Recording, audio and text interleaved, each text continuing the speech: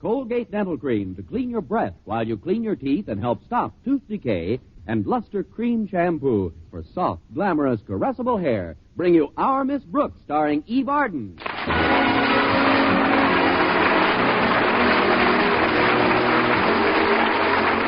It's time once again for another comedy episode of Our Miss Brooks under the direction of Al Lewis. Well, everyone knows that our public school system is, of necessity, a carefully budgeted operation. And our Miss Brooks, who teaches English at Madison High School, has some very definite ideas on the subject of economy. Personally, I've always been a firm believer in economical living. As a school teacher, I've found that by budgeting my income, thinking ahead, and doing without certain things right now, I can count on other things later on. Little luxuries like food and shelter. But in the hands of Madison's beloved principal, Osgood Conklin, even economy can be carried too far. I was discussing the subject with my landlady last Thursday at breakfast. So Mr. Conklin has launched another economy drive. Drive isn't the word, Mrs. Davis. It's more of a crusade. You might not believe this, but he's rationed each teacher to one piece of chalk a day. That's ridiculous, Connie. What do you do when the chalk wears out? I wet my finger. I was teaching Shakespearean drama yesterday afternoon, and by 2 o'clock I was up to my cuticle in Twelfth Night. That's terrible. Oh, that's nothing. Today I have to stop in Mr. Conklin's office for my weekly pencil. You mean to tell me he only gives you one pencil per week? You don't get that unless you bring in a small bag of shavings. My goodness. What in the world does Mr. Conklin do with pencil shavings? I think he smokes them in his pipe. At least I hope he does. I've been mixing in chopped rubber bands with mine. Well, if you ask me, Connie, I'd say that Osgood Conklin was penny wise and pound foolish. If you ask me, I'd say he was all foolish and a yard wide. But his judgment's so poor. Remember the idea I had a few months ago to get a tape recorder in school so the students could play back the recordings of their own voices? Yes, indeed. I thought that was a wonderful idea. When I told Mr. Conklin about it, he suggested I take an aspirin. Now I read where it's being done in high schools and colleges all over the country. I know it. Walter Denton showed me a spread just the other morning where some college professor came out and said taping was a great aid in learning English. Walter was all excited about it. It wasn't the learning part that excited Walter. He's just gadget happy. You're right there, Connie. When it comes to anything mechanical, that boy is a genius. He must be. He's kept that car of his running for 5 years with the wheels held on by Blue Jay corn plasters.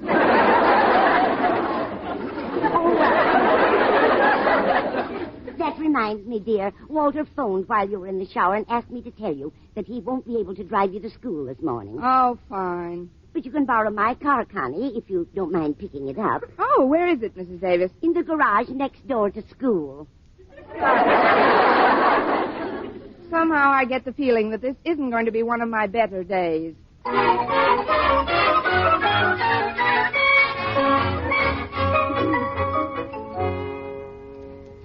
Oh, thank goodness I'm on time. Now I can take my... Well, this is the switch.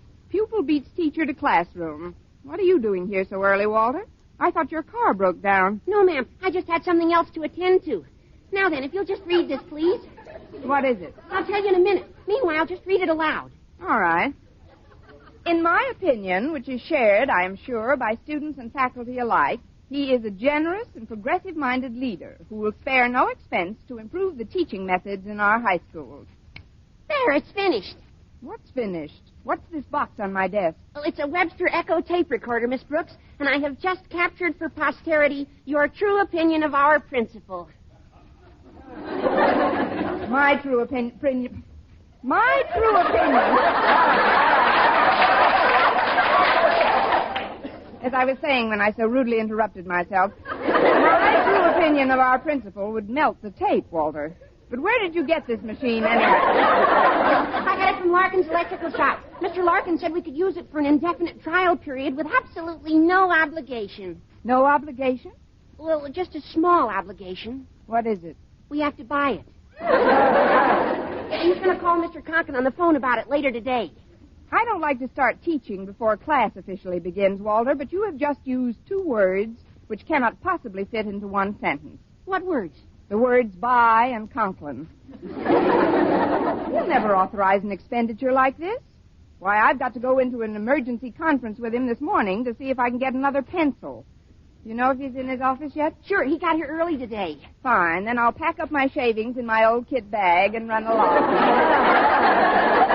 One moment, Miss Brooks. If you see Harriet Conklin in her dad's office, would you kindly waft her my way? Ere the humdrum rigors of another school day begin, I long to gaze upon my delectable Delilah. I'll send her down, Walter, but be sure to keep your cap on. Remember what happened to Samson.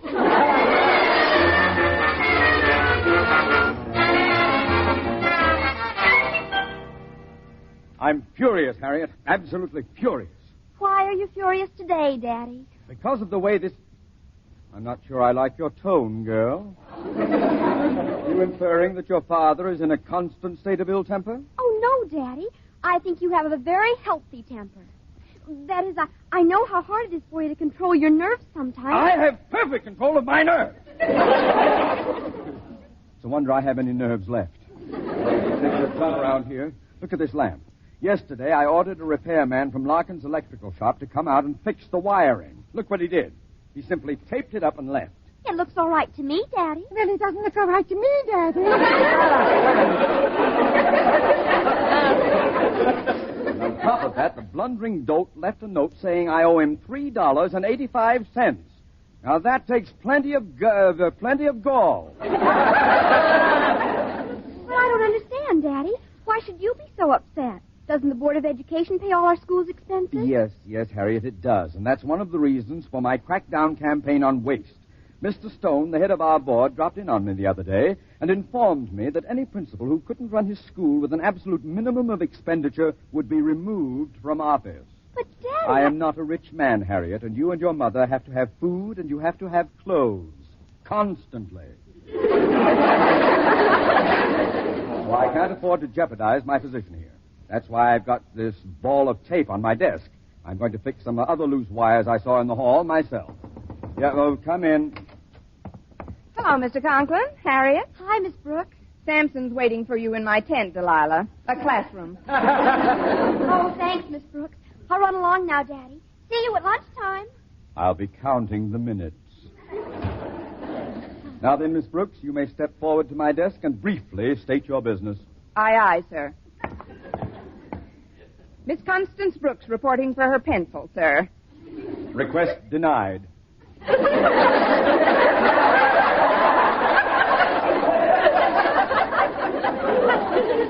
You have our permission to withdraw. But, Your Majesty, Mr. Conklin... I don't understand. This is Pencil Thursday, isn't it? Yes, it is. But during the past week, 2 board erasers have been lost from your room. However, we'll discuss that as soon as I take care of that wiring in the hall. But, sir... Just be a minute. Oh, answer that, please. Yes, sir. Hello? Principal's office, Miss Brooks speaking. You ain't the principal, are you? No, I ain't. I'm an English teacher. Mr. Conklin's out in the hall at the moment. Who is this? Oh, this is Larkin of Larkin's Electrical Shop. I let Walter Denton take an echo tape recorder over to your school this morning on a trial basis. All I want to know is, doesn't Mr. Conklin want it or don't he? Frankly, I doesn't think he do.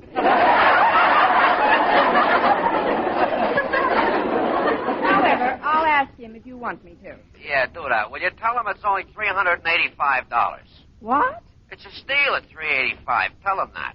Well, I'll step out to the hall, Mr. Larkin, but I'm sure all I'll get is the exercise. Excuse me a minute. Sure. Just ask him what about the tape job. He probably knows all about it already, maybe. My partner's out for coffee now, but he might have already phoned Mr. Conklin before I got here about it already. I perfectly understand. Phone the hold, please. Hold the phone. Hang on a minute. Mr. Conklin, Mr. Larkin of Larkin's Electrical Shop is on the phone. Larkin? What does that pirate want? It's about the tape... I know all about it, and you may tell Mr. Larkin for me that I recognize my obligations and will pay, albeit reluctantly, what he asks. You will pay? But, Mr. Conklin, do you realize it will cost... I know. $3.85. Tell Larkin to send the bill to Mr. Stone's office at the Board of Education. But, sir... Go, Miss Brooks. Aye, sir. Are you still there, Mr. Larkin? Hey, sure. What did Mr. Conklin say? Well, I think he's delirious, but he said you're to mail the bill to Mr. Stone at the Board of Education. Oh, swell, but I won't have to mail the bill, Miss Brooks. The board is right down a block from my place. I'll bring the bill over to this here Mr. Stone when I go out to lunch. Well, that's about all we got to discuss, I guess. Thanks for everything you've done, Miss Brooks. Oh, I only done what I had to done. That is, I only done what I should have did. Give me a ring sometime and we'll go to night school together.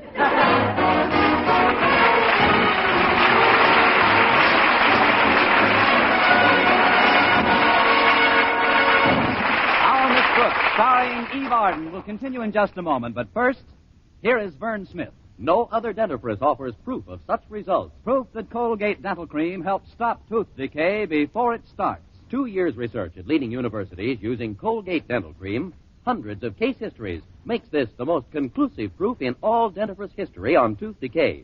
Conclusive proof that when teeth are brushed with Colgates right after eating, Colgate Dental Cream helps stop tooth decay before it starts. Yes, the toothpaste you use to clean your breath while you clean your teeth now offers a safe, proved way to reduce tooth decay. Modern science shows decay is caused by mouth acids, which are at their worst right after eating. Brushing teeth with Colgates as directed helps remove acids before they harm enamel. Colgate Dental Cream has been proved to contain all the necessary ingredients, including an exclusive patented ingredient for effective daily dental care. Get Colgate Dental Cream today. Big economy size, only 59 cents. Always use Colgate Dental Cream to clean your breath while you clean your teeth and help stop tooth decay before it starts. Remember, no other dentifrice offers proof of such results. Well, I could hardly believe that Mr. Conklin actually had okayed the requisition for a $385 tape recorder. When lunch period arrived, my bewilderment and I joined my favorite biology teacher, Philip Boynton, in the cafeteria. It is amazing, Miss Brooks, in view of Mr. Conklin's recent attitude toward expenses. Maybe he's becoming a little more sensible about economizing. Not Mr. Conklin. He couldn't have changed that fast. Why, he's the only person I know who ever sent in 9 cents to the March of Dimes. It's certainly contradictory, especially in view of his action toward me this morning. What did he do to you? He stormed into my lab, announced he was cutting me off without a penny for frog food. I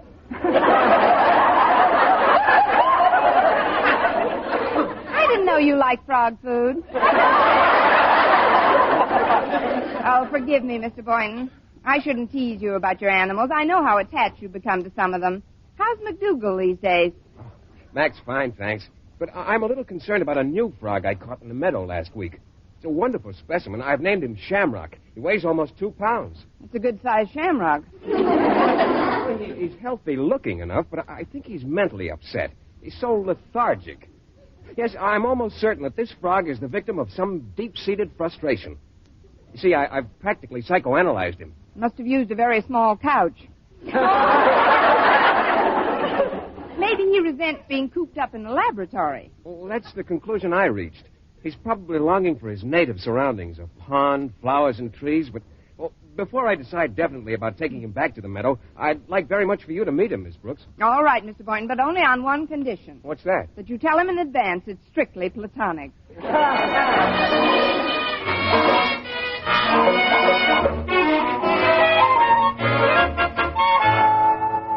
Are you still tinkering with that recorder, Walter? Yes, ma'am. There's one switch here has me a little confused. I can't tell whether it's on or off. Let's see here. I got it figured out now, I think. Did you have lunch with Mr. Boynton? Yes, I did. Then I stopped in at the lab to meet one of his friends, a new frog named Shamrock. Oh, I know Shamrock. Kind of a mope. How'd you like him? He's all right, I guess, if you like slimy, bulgy-eyed, pot-bellied monsters. You don't sound very enthusiastic. Oh, I can tolerate his green little jowls at a distance. It's only when he jumps into my lap that I want to scream. Pardon me, Miss Brooks. May I come in? Oh, certainly, Mr. Boynton. It just seems like minutes since last we met. That's all it's been. Hello, Walter. Hi, Mr. Boynton. What do you got in that jar? Shamrock? Oh, what have you decided about him, Mr. Boynton? Well, I've come to the conclusion he doesn't belong in a school. I think I'll take him out in the woods somewhere and toss him into a pond. Toss him into a pond? Mr. Boynton feels that Shamrock isn't happy here. He just can't seem to adjust to city life. Well, why not? I think it's the fault of television. He's probably jealous of Hopalong Cassidy's success. Oh, it's just that he's lonesome, Walter.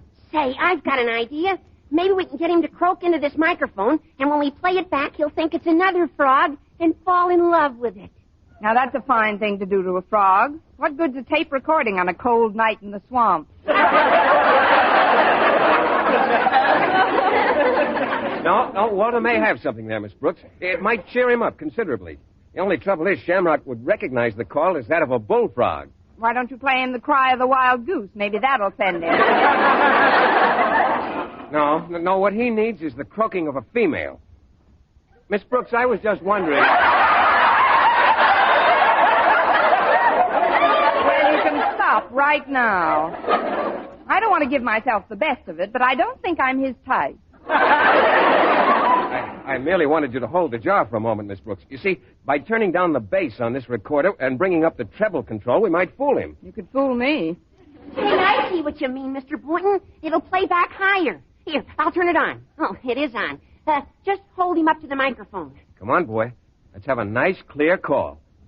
Oh, come on, Shamrock, let's have it. Right into the mic. What do you suppose is wrong, Miss Brooks? Maybe he doesn't like the script. What do you think, Walter? I wish he'd croak. No, I'm afraid he isn't going to do it, Walter. Better turn it off. Okay. There, it's off. Now,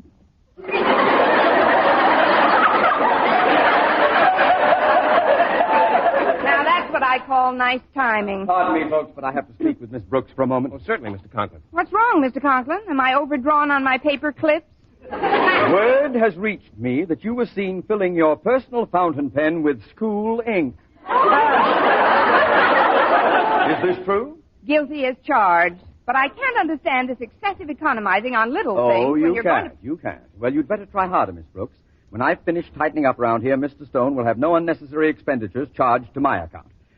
Hello, what's that on your desk, Miss Brooks? It's a tape recorder, Mr. Conklin. A tape recorder? Yes, why don't you step up and try it, Mr. Conklin? Yes, why don't you? Your voice should record beautifully. Well, it has been said that I possess a certain resonance of tone.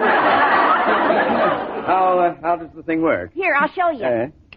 Mr. Conklin will now say a few words about the head of our school board, Mr. Stone. That's all there is to it. Then when you push this button here, it plays back. Listen. Mr. Conklin will now say a few words about the head of our school board, Mr. Stone. Simple, isn't it? Go ahead, Mr. Conklin, say something. Oh, but I don't have anything prepared. Just say a few nice words about Mr. Stone. Yes, something that'll soften the jolt when the bill arrives. Well, I'll improvise something. I have known Mr. Stone for many years, and in my opinion, he's... Soften the jolt when the bill arrives! What do you mean by that, Miss Brooks? Please be calm, Mr. Conklin. It was your idea to send the bill to Mr. Stone. What bill? The $385 bill for this tape recorder. $385? I never authorized anything of the sort. But surely you remember Mr. Larkin calling about it this morning. Oh, Larkin is at the bottom of this. That scoundrel. What's wrong with Mr. Larkin? He's a crook. He ought to be on the rock pile. If I ever get the opportunity, I'll have that conniving wretch run out of town on a rail. But, Mr. Conklin, you told me yourself to have Mr. Larkin send the bill to Mr. Stone. I was referring to a bill for some tape he put on my office lamp. A bill for $3.85. Can this, anyone? I'm ruined. When Mr. Stone gets that bill, he'll come charging over here like a wounded buffalo. I can almost hear him growling my name. Osgood Conklin. It's almost as if he were in my presence. What's the meaning of this bill? I can picture the scene as vividly as if he was... Oh, hello, Mr. Stone. Don't hello me, Osgood. What's this $385 bill for? Well, sir, it's like this. May I present Miss Brooks? She can explain everything. Well, Miss Brooks? Likewise, I'm sure. Mr. Stone, this tape recorder was delivered here because, well... May I present Walter Denton? He knows more about the matter than anybody. Let's have it, Denton. Yes, sir. Well, when I saw this machine in Larkin's, Well, I was just sort of standing there, and have you met Mr. Boynton? You charged. What's this all about, Boynton? Well, this is Miss Brooks. We met! Please, Mr. Stone. I know you have a right to be angry. I'm not angry, Miss Brooks. I'm jealous. Jealous? Yes. I wanted to be the first one to introduce tape recorders into our local school system. They're a boon to modern education. I'd give a lot to know the identity of the progressive-minded individual who first wanted one for Madison. Mr. Stone, it is with great reluctance, born of innate modesty, that I reveal my role in the matter of this tape recorder. Your role? When I first got the idea... When you first got the idea? Why, I told you about using tape recorders in schools 3 months ago. No, Miss Brooks. Let's not wash our soiled linen in public. Why not? It can use it. You see, Mr. Stone, although Miss Brooks is one of our best and oldest teachers... In point of service, he means. She still hasn't been able to adjust herself to the rather stern but just discipline with which I operate this institution. Personally, I'm afraid she rather resents me. How can you say that, Mr. Conklin? Quiet, you. Let the boy talk. Oh, gosh. Only this morning, Miss Brooks recorded a beautiful speech about Mr. Conklin. Why don't you play it back for Mr. Conklin, Walter? I'm not interested. Yeah, I am. Any matter that involves the relationship between one of our principals and a member of the faculty is the board's concern. Play the record, boy. Yes, sir. Miss Brooks, what do you think of Madison's principal, Osgood Conklin? He's all right, I guess, if you like slimy, bulgy-eyed, pot-bellied.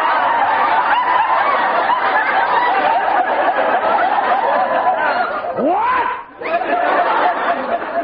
I can tolerate his green little jowls at a distance. It's only when he jumps into my lap that I want to scream. Osgood Conklin. Speech I made about Mr. Conklin, Walter, you played the wrong one. I mean, find the right one. I've heard quite enough, thank you. Well, I haven't. It's very enlightening to know how the faculty feels about you, Osgood. No, it's all a mistake, sir. We're all very fond of Mr. Conklin. Walter, play the right spot on that tape. Okay, I think this might be it. What have you decided about him, Mr. Boynton? I've come to the conclusion he doesn't belong in a school. I think I'll take him out in the woods somewhere and toss him into a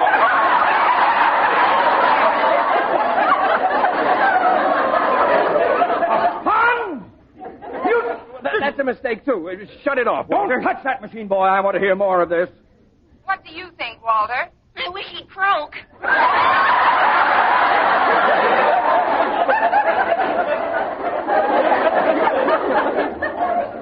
Ah-ha! Oh-ho! Stop that, Miss Brooks. Mr. Stone, I deeply regret this unseeming exhibition. That this unholy triumvirate should choose to expose their flagrant disrespect for me in your presence is a cruel blow indeed. They know how I admire and respect you, sir. How I cherish your friendship. Don't be quiet, Osgood! Boy, play that machine again. I want to hear everything that's on those records. Yes, sir. Mr. Conklin will now say a few words about the head of our school board, Mr. Stone. He's a crook! He ought to be on the rock pile. If I ever get the opportunity, I'll have that conniving wretch run out of town on a rail. Are my ears playing tricks on me? Did I just hear what I thought I heard? Play it again, Walter. We can all dance to it this time. Please, Mr. Stone, your ears were playing tricks on you. This is all a horrible nightmare of misunderstanding. Not another word, you slimy, bulgy-eyed monster! You forgot pot-bellied. You keep out of this. I'm going back to the board and file my report. You've not heard the end of this incident, Mr. Osgood, ex-principal Conklin. Well, Miss Brooks?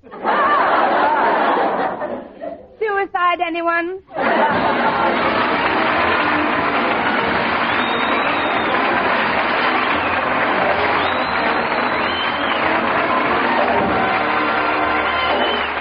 Eve Arden as our Miss Brooks returns in just a moment, but first... Dream girl, beautiful luster cream girl. Tonight? Yes, tonight. Show him how much lovelier your hair can look after a Luster Cream shampoo. Luster Cream, world's finest shampoo. No other shampoo in the world gives you K-Dumat's magic blend of secret ingredients plus gentle lanolin. Better than a soap, better than a liquid. Luster Cream is a dainty cream shampoo. Leaves hair 3 ways lovelier. Fragrantly clean, free of loose dandruff, glistening with sheen, soft, manageable. Even in hardest water, Luster Cream lathers instantly. No special rinse needed after a Luster Cream shampoo. So gentle, Luster Cream is wonderful even for children's hair. Tonight, yes, tonight, try Luster Cream shampoo. Dream girl, beautiful Luster Cream girl, you owe your crowning glory to a Luster Cream shampoo. And now, once again, here is our Miss Brooks. Well, we all made a hurried trip to the Board of Education and finally convinced Mr. Stone that he had merely been the victim of a comedy of errors and not any malicious mischief. Accordingly, when we returned to school, Mr. Conklin was so relieved that, although he held me responsible for the incident, he only loaded me down with enough extra bookwork to keep me from walking home from school with Mr. Boynton for the next 3 weeks. When I returned to my classroom, Walter Denton greeted me at the door. Well, Miss Brooks, I got the machine all fixed. Now you can make the right speech about Mr. Conklin and getting good with him again. Are you ready? I'm ready. Good. I'll start the interview. Miss Brooks, what do you think of Madison's principal, Osgood Conklin? He's all right, I guess, if you like slimy, bulgy-eyed, pot-bellied monsters. Next week, turn into another Our Miss Brooks show brought to you by Luster Cream Shampoo for soft, glamorous, caressable hair and Colgate Dental Cream to clean your breath while you clean your teeth and help stop tooth decay. Our Miss Brooks, starring Eve Arden, is produced by Larry Burns, written by Al Lewis, Lester White, and Joe Quillen, with the music of Wilbur Hatch under the direction of Maurice Carlton. Doctors prove Palmolive soap can bring you a lovelier complexion in 14 days. Yes, 36 leading skin specialists proved in tests on 1,285 different women that Palmolive soap facials using nothing but Palmolive brought new complexion beauty to 2 women out of 3. Just wash your face 3 times daily with Palmolive soap, each time for 60 seconds, massaging Palmolive's beauty lather onto your skin. Then rinse. So start your Palmolive facials today. Remember, doctors prove Palmolive soap can bring you lovelier complexion in 14 days. Our American economic system accounts for the highest standard of living in the world. It has brought more people more jobs, better pay, shorter hours, and more purchasing power.